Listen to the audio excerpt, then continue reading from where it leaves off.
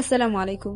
এখন যে ছেলেটিকে দেখতে পাচ্ছেন, এই ছেলেটিকে অ্যাসিডের মধ্যে কিছু দুর্বৃত্তরা ফেলে দিয়ে খুব নির্মমভাবে হত্যা করে ফেলে এবং যখন তার ভাই এই সম্পর্কে জানতে পারে, সে মেতে ওঠে এক মরণ খেলাতে।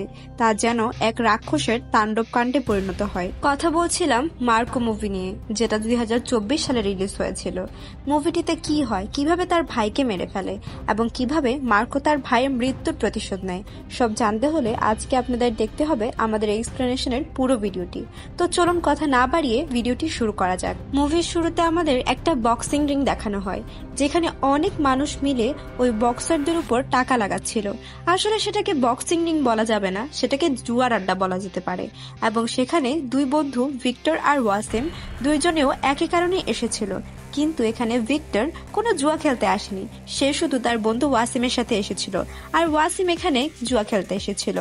যাই হোক, সেখানে বক্সিং ম্যাচ হচ্ছিল, আর একটা পর্যায়ে তারা বক্সিং ম্যাচ দেখা শেষ করে সেখান থেকে বেরিয়ে পড়ে। সেখান থেকে বেরিয়ে পড়ার পরে ওয়াসিমের ফোনে একটা কল আসে, যে কলটা মূলত ছিল ওয়াসিমের বড় ভাই তারেকের।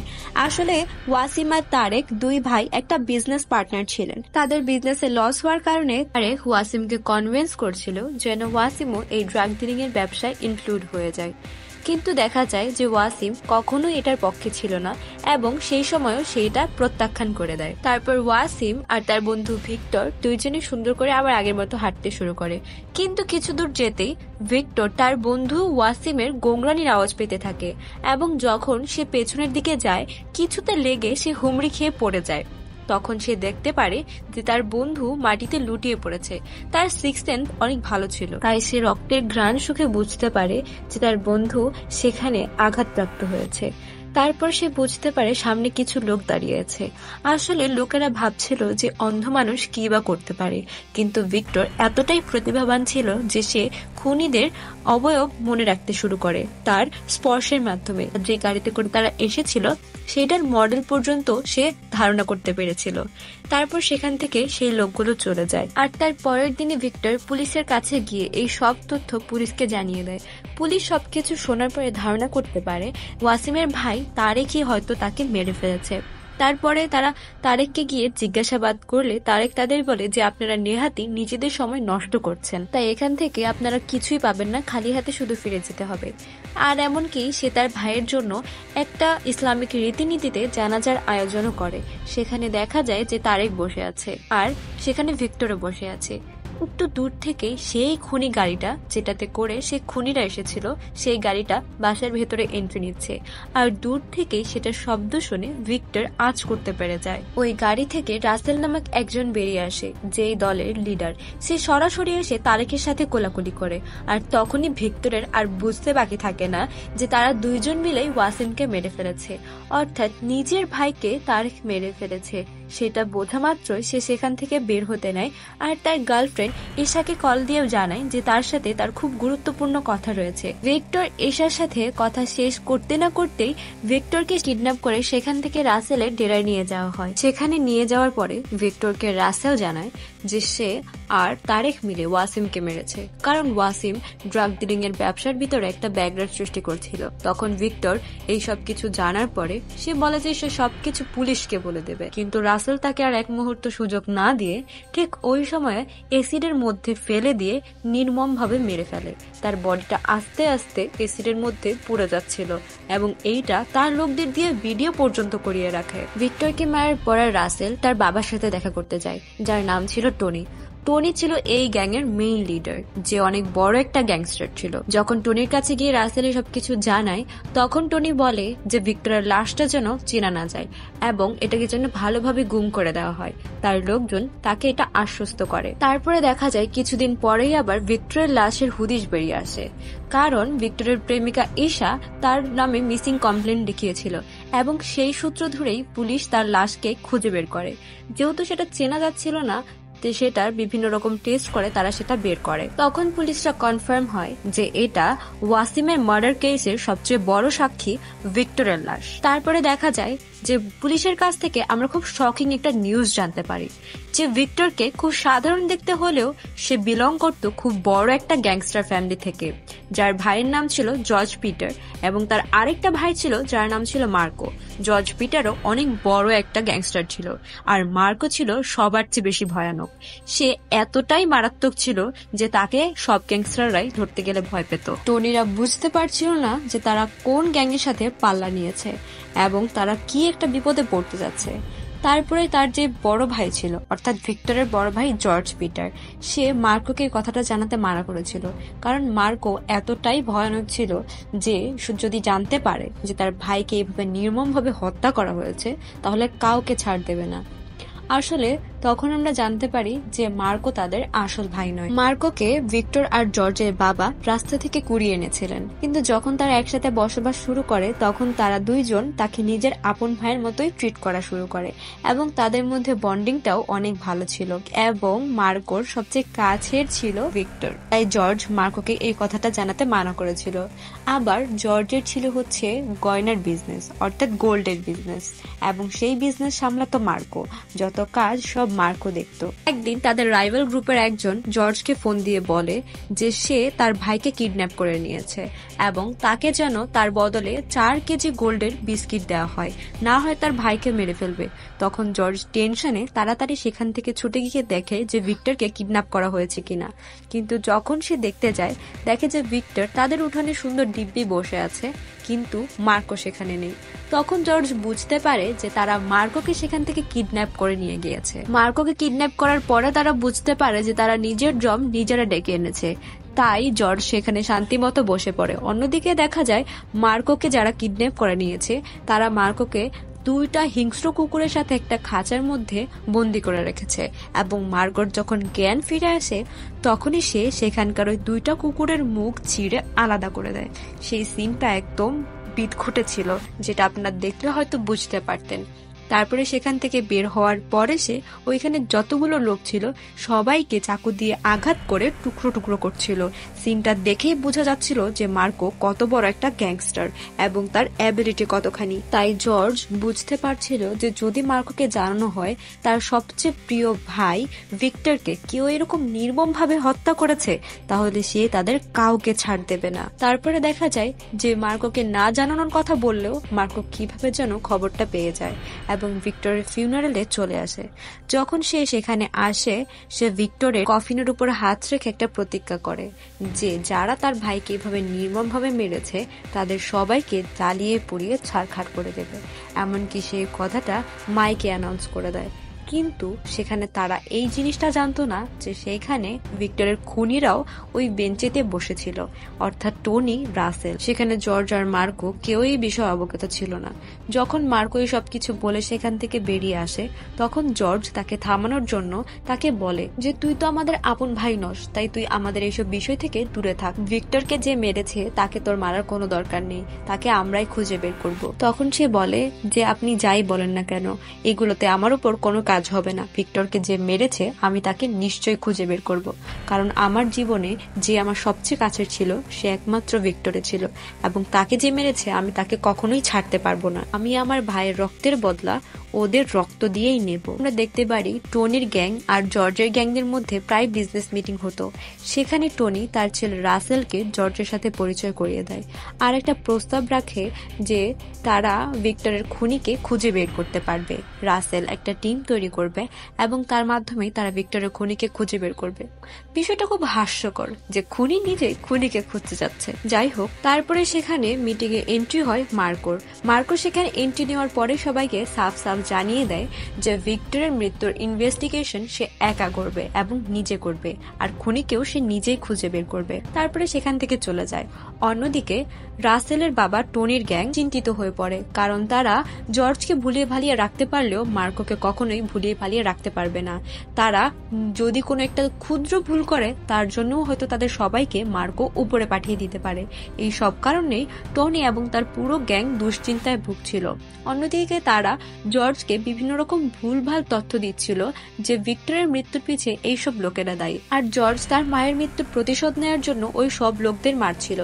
আসলে টনিদের গ্যাংয়ের স্ট্র্যাটেজি ছিল যে তারা তাদের শত্রুকে জর্জকে দিয়ে মারাচ্ছিল, এবং জর্জও সেটা না বুঝেই করে যাচ্ছিল। অন্যদিকে মার্কো তার ইনভেস্টিগেশন চালিয়ে যাচ্ছিল এবং একটা সূত্র ধরে সে পুলিশের কাছে গিয়ে পৌঁছায়, যেখানে পৌঁছানোর পরে পুলিশ তাকে একটা তথ্য দেয় যে আসলে ভিক্টরের মৃত্যুর সাথে ওয়াসিমের মৃত্যুরও কানেকশন রয়েছে। ওয়াসিম মারা যাওয়ার পরেই ভিক্টরকেও আর খুঁজে পাওয়া যাচ্ছে না, আর ভিক্টরকে মারা হয়েছিল মূলত তীব্র হাইড্রোক্লোরিক অ্যাসিডের মধ্যে পুড়িয়ে। তারপরে মার্কো ওয়াসিমের ভাইয়ের সাথে অর্থাৎ তারেকের সাথে দেখা করতে যায়। সেখানে যাওয়ার পরে সে তারেককে জিজ্ঞেস করে যে তুমি কি জানো যে তোমার ভাই ওয়াসিমের মৃত্যুর সাথে আমার ভাই ভিক্টরের মৃত্যুর কানেকশন রয়েছে। তারেক ছিল একটা ভীত মানুষ, সে তার উত্তর কিছু দিলেও একটা পর্যায়ে গিয়ে মার্কো তাকে জিজ্ঞেস করে যে তোমার আর ওয়াসিমের সম্পর্ক কেমন ছিল। তখন তারেক ভয় পেয়ে যায়, সে ভয়ে ভয়ে বলে যে আমার ভাইয়ের সাথে আমার খুব ঘনিষ্ঠ সম্পর্ক ছিল। তখন মার্কো তাকে বলে যে আমি আমার ভাইয়ের হত্যাকারীকে খুঁজে বের করব। তারপরে সে ওই বক্সিং রিংয়ে যায় যেখানে ওয়াসিম আর ভিক্টর প্রায় যেত, আর ওয়াসিম সেখানে টাকা লাগাতো। সেখানে যাওয়ার পরে সেই বক্সিং রিংয়ের যে চ্যাম্পিয়ন ছিল জেমস, সে মার্কোকে চ্যালেঞ্জ করে এবং রিংয়ে আসার জন্য বলতে থাকে। আসলে জেমসকে আগে থেকেই রাসেল কিনে রেখেছিল। জেমসকে টাকা দিয়ে তারা বলে দেয় যে এরকম একটা কাহিনী সাজাতে, এবং যখন তাকে জিজ্ঞেস করা হবে ওয়াসিমের মার্ডারের কথা, তখন যেন সে একটা কাল্পনিক লোকের অবয়ব তাদেরকে বর্ণনা দেয়। তাহলে তারা সেই লোককে খুঁজতেই থাকবে, কিন্তু বাস্তবে তার কোনো হুদিশ পাবে না। তারপরে সেখানে মার্কো আর জেমসের মধ্যে একটা কড়া ফাইট হয়, এবং ফাইটের মধ্যে মার্কো জেমসকে প্রচুর মারধর করে, আর শেষমেশ গিয়ে তাকে জিজ্ঞাসাবাদ শুরু করে। সে তাকে মেরে ফেলে না, তাই তাকে জিজ্ঞাসাবাদ করার সময় সে তাকে আঘাত করতে থাকে। আর একটা পর্যায়ে গিয়ে জেমসকে যে কাজের জন্য টাকা দেওয়া হয়েছিল, জেমস ওই কাজটা করে ফেলে। সে তাকে এইরকম একটা লোকের সম্পর্কে বর্ণনা দেয় যে বাস্তবে এক্সিস্টই করে না। অন্যদিকে আমাদের টনিকে দেখানো হয় যে বুঝতে পেরে গিয়েছে মার্কো তাদের ধরার খুব কাছাকাছি চলে এসেছে, এবং আর কোনো ক্লু পেলেই হয়তো তাদের কাছাকাছি পৌঁছে যাবে। তাই সে প্ল্যান করে যে কি করা যায়। তখন সেখানে রাস্তার এক সাগরে দেব সবাইকে জানায় যে আমাদের উচিত জর্জকে আর মার্কোকে মেরে ফেলা, কিন্তু টনি এটাতে রাজি হয় না। সে বলে যে তাদের আমরা মারতে পারবো না, আমাদের এমন একটা কিছু করতে হবে যার কারণে তারা কিছুটা পিছিয়ে পড়বে। তখন সে জর্জকে জব্দ করার জন্য একটা মাস্টার প্ল্যান করে, যেখানে সে জর্জের ব্যবসার উপরে হামলা করবে। যেখানে জর্জের একটা বড় ব্যবসা ডিল হওয়ার কথা ছিল, 120 কেজির স্বর্ণ আসার কথা ছিল, এবং টনিরা প্ল্যান করে যে তারা সেখান থেকে 30 কেজি স্বর্ণের কথা কাস্টমসকে জানিয়ে দেবে। আর জর্জের যে 4 জন লোক থাকবে তাদের ইন্ডিভিজুয়ালি জানাবে যে তাদের প্রত্যেকের 40 কেজি করে স্বর্ণ এখান থেকে ধরা পড়ে গিয়েছে, তাহলে এই দিক থেকে তারা 90 কেজি স্বর্ণ সরিয়ে নিতে পারবে। যাই হোক, এইভাবে তারা নিজেদের প্ল্যান এক্সিকিউট করে ফেলে, আর শেষমেশ কাস্টম সেখানে 30 কেজি স্বর্ণ বাজেয়াপ্ত করলে বাকি 90 কেজি তারা খুব সহজে সরিয়ে নিয়ে যায়। এইভাবে তারা জর্জের ব্যবসার বিরাট ক্ষতি করতে চেয়েছিল, এমনকি তারা এক্সিকিউট করে সেটা করেও ফেলেছে। যখন জর্জ এই সম্পর্কে জানতে পারে, তার মাথায় আকাশ ভেঙে পড়ে এবং তার যত বিজনেস পার্টনার রয়েছে সবাইকে একটা মিটিং এ ডাকে। আসলে সে সন্দেহ করছিল যে তাদের মধ্যে থেকে কেউই এই বিষয়টা লিক করেছে, তাই সেখানে কাস্টমস অফিসার সেই স্বর্ণগুলো বাজেয়াপ্ত করতে পেরেছে, এবং সে সবাইকে ক্লিয়ার হুঁশিয়ারি দিয়ে দেয় যে সে যদি ধরতে পারে যে এই কাজটা করেছে, তাহলে তাকে সোজা জাহান্নামে পাঠিয়ে দিবে। তারপরে দেখা যায় মিটিং শেষ করে জর্জ সেখান থেকে বেরিয়ে নিজের গাড়িতে উঠে পড়ে। তার সাথে সাথে দেবও সেখানে ওঠে, এবং গাড়ির কিছু দূর যেতেই সে জর্জকে বলে যে সেখানে যে কাস্টম অফিসারকে খবর দিয়েছিল সেটা আর কেউ নয়, সে নিজে ছিল, এবং এটা তারই প্ল্যান ছিল। তারপরে সে জর্জকে অনেকগুলো ছুরির আঘাত করে আর তাকে সেখানে জখম করে গাড়ি থেকে বের হয়ে চলে যায়। সে ভেবেছিল হয়তো জর্জ মরে যাবে এতগুলো আঘাতের পরে, কিন্তু ভাগ্যক্রমে জর্জ বেঁচে যায় এবং সে কমায় চলে যায়। তারপরে দেখা যায় সেখানে টনি আসে। আসলে টনির মাথায় এখন একটা অন্যরকম বুদ্ধি ঘুরছিল, যেহেতু জর্জ মারা যায়নি তাই তাকে এখানে অন্য কোনো চাল খেলতে হবে। সে সোজা মার্কোর কাছে চলে যায়। মার্কোর কাছে গিয়ে তাকে জানায় যে এইসব সিন্ডিকেটের সব কাজ করেছে তাদেরই লোক দেব, যার মধ্যে তাদের কোনো হাত ছিল না। দেব আসলে এখান থেকে সব স্বর্ণ নিজে গায়েব করতে চাইছিল, এবং জর্জ এই সব কিছু জানতে পেরে গিয়েছিল, তাই সে তাকে মারতে চেয়েছে। মার্কোকে সবকিছু বুঝিয়ে সে নিজের গাড়িতে যায়, যেখানে দেব বসেছিল। দেবকে সে কয়েকটা আঘাত করার পরে বলে সে যেন আন্ডারগ্রাউন্ড হয়ে যায় এবং তার উপর রাগ করে, যেহেতু সে তার প্ল্যান পুরোপুরি এক্সিকিউট করতে পারেনি। হঠাৎ কাহিনীতে নতুন একটা মোড় আসে। সেখানে রাজ নামের একটা ইউটিউবার পুলিশের কাছে আসে, যার কাছে একটা ক্যামেরা ছিল। সে পুলিশ অফিসারকে জানায় যে ড্রাগের সিন্ডিকেটের জন্য সে এভিডেন্স জোগাড় করার জন্য ওই সিনেমা হলের বাইরে তার গাড়িতে একটা ক্যামেরা লাগিয়ে রেখেছিল এবং সেই ক্যামেরার মধ্যে এমন কিছু রেকর্ড হয়েছে যেটা অবিশ্বাস্য ছিল।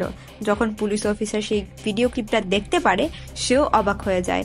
আসলে সেখানে রাসেল গ্যাংয়ের হাতে যে ওয়াসিম কিভাবে নৃশংসভাবে হত্যা হয়েছে পুরো ভিডিওটাই রেকর্ড হয়ে গিয়েছিল। যখন রাজ এইটা ওই ইন্সপেক্টরের হাতে তুলে দেয়, সেই ইন্সপেক্টর সেটা তার সিনিয়র অফিসারকে গিয়ে জানায় এবং তাকে বলার পরে ওই সিনিয়র অফিসার ওই ভিডিও ক্লিপটা ডাস্টবিনে ফেলে দেয় এবং এই সব খবর টনির কাছে চলে যায়। টনির কাছে চলে গেলে অফিসার অশোককেও মেরে ফেলা হয়, কিন্তু অফিসার অশোক মাঝে একটা কাজ করেছিলেন।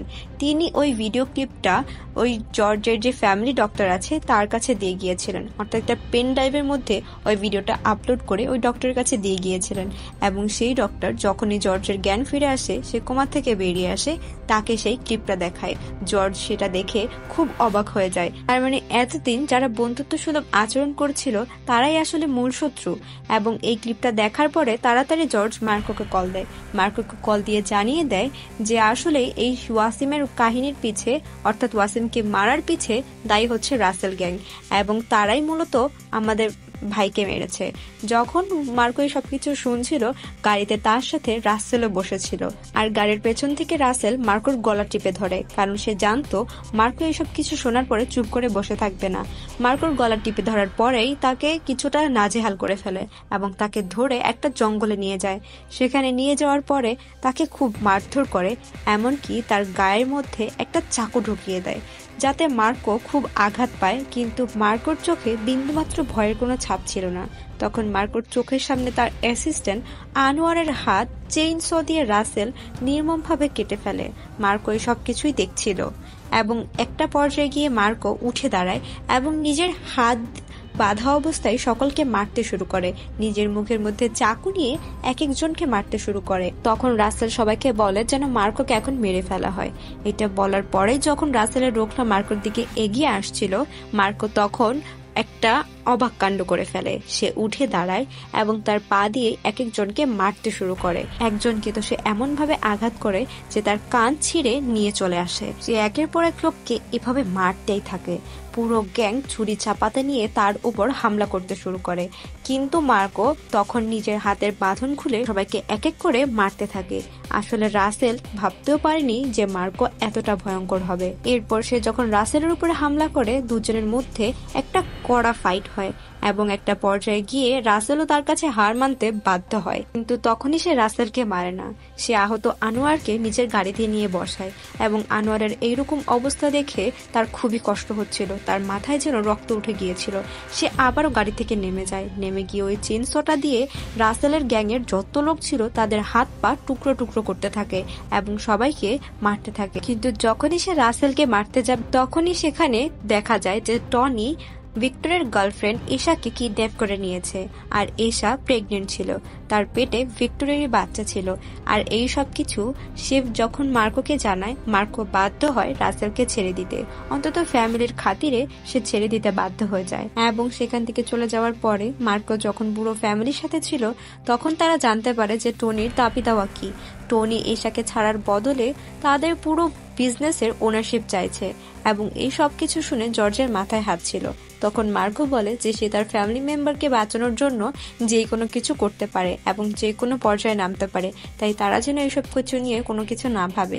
মার্কো ইনভেস্টিগেট করতে করতে একটা পর্যায়ে গিয়ে দেবের লোকেশন জেনে যায় এবং দেবকে সেখান থেকে উঠিয়ে এনে একটা কন্টেনারের মধ্যে বন্দি করে রাখে আর সেখানে একটা ফসজিন গ্যাস ছেড়ে দেয়, যার কারণে ধীরে ধীরে 1 ঘন্টার মধ্যেই সে মারা যাবে।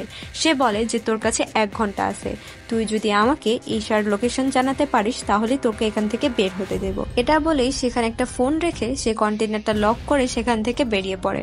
সেখান থেকে বেরিয়ে পড়ার পরেই যখন সে গাড়ি দিয়ে যাচ্ছিল, প্রায় যখন তার দম বন্ধ বন্ধ অবস্থা, তখন দেব তাকে কল দিয়ে এশার ঠিকানা বলে দেয় এবং মার্কো তাকে ছেড়ে দেওয়ার বদলে ওই কন্টেনারটা ব্লাস্ট করে একদম উড়িয়ে দেয়। মার্কো যখন সেখানে পৌঁছায় এশাকে বাঁচানোর জন্য, সে দেখতে পারে এত পরিমাণে মানুষ তাকে সেখানে ডিফেন্স করার জন্য দাঁড়িয়েছে, যেটা ভেবেও আমাদের অবাক লাগতে পারে, কিন্তু মার্কোর জন্য সেটা কোনো বিষয় না।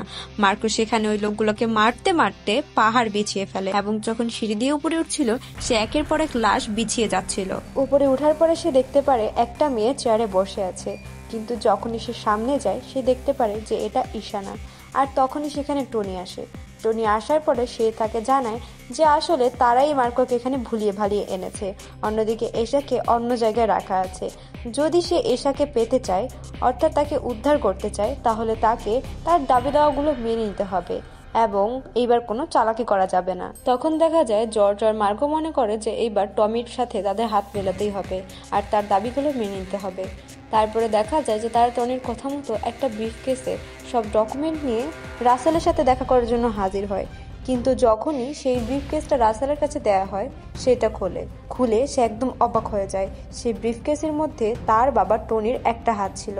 আসলে মার্কো টনিকেই মেরে আটক করে রেখেছে, যাতে তারা টনির মাধ্যমে এশাকে উদ্ধার করতে পারে। মার্কো রাসেলকে বলে যদি তারা টনিকে পেতে চায় অথবা টনির লোকেশন পেতে চায়, তাহলে আগে তাদের এশাকে হস্তান্তর করা লাগবে, তাহলেই তারা টনির হদিশ পাবে। তখন রাসেল এই সব কিছু জানার পরে এশাকে ছেড়ে দিতে বাধ্য হয়।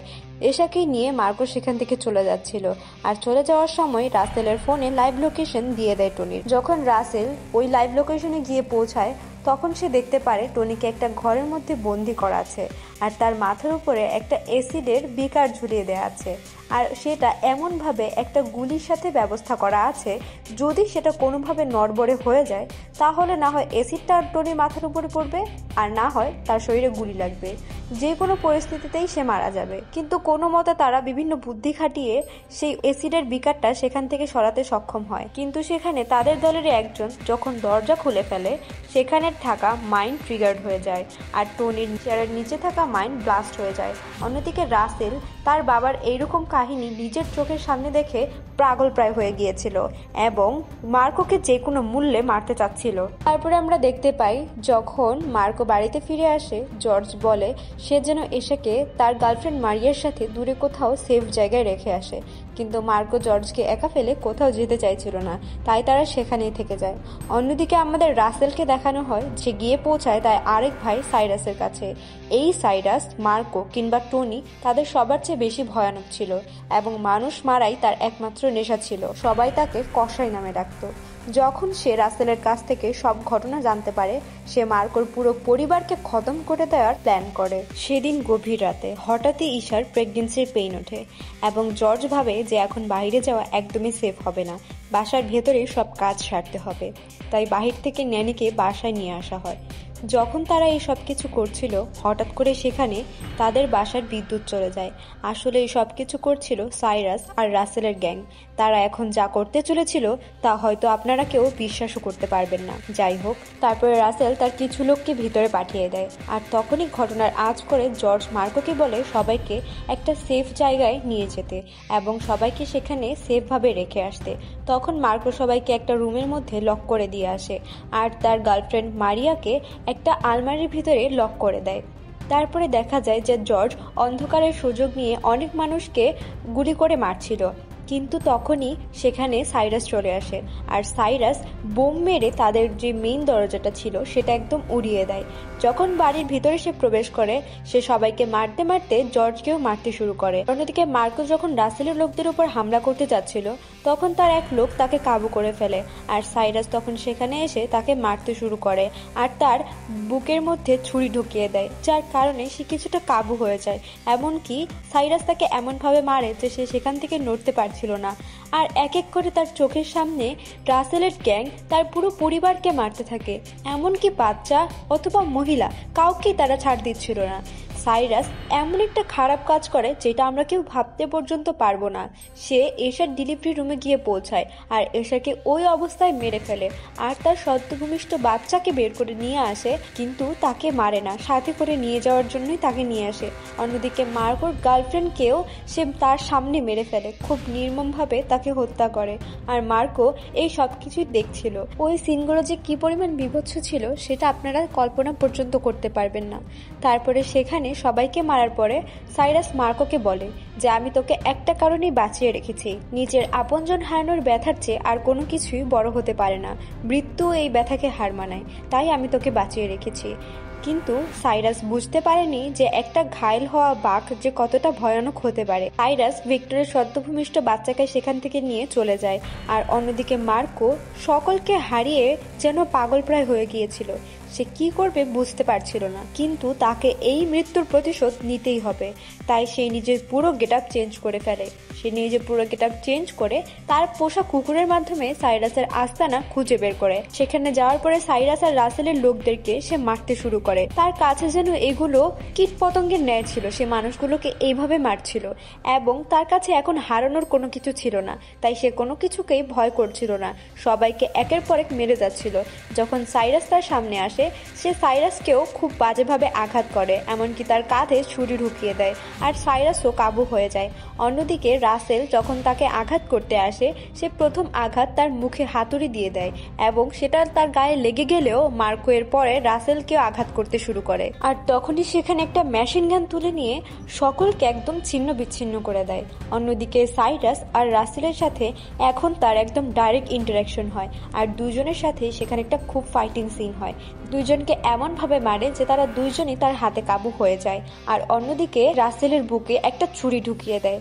যখন সে এই কাজটা করছে তখন তার চোখের সামনে তার যত পরিবারের সদস্যরা রয়েছিল তার সবার মৃত্যুর করুণ দৃশ্যগুলো ভেসে উঠছিল।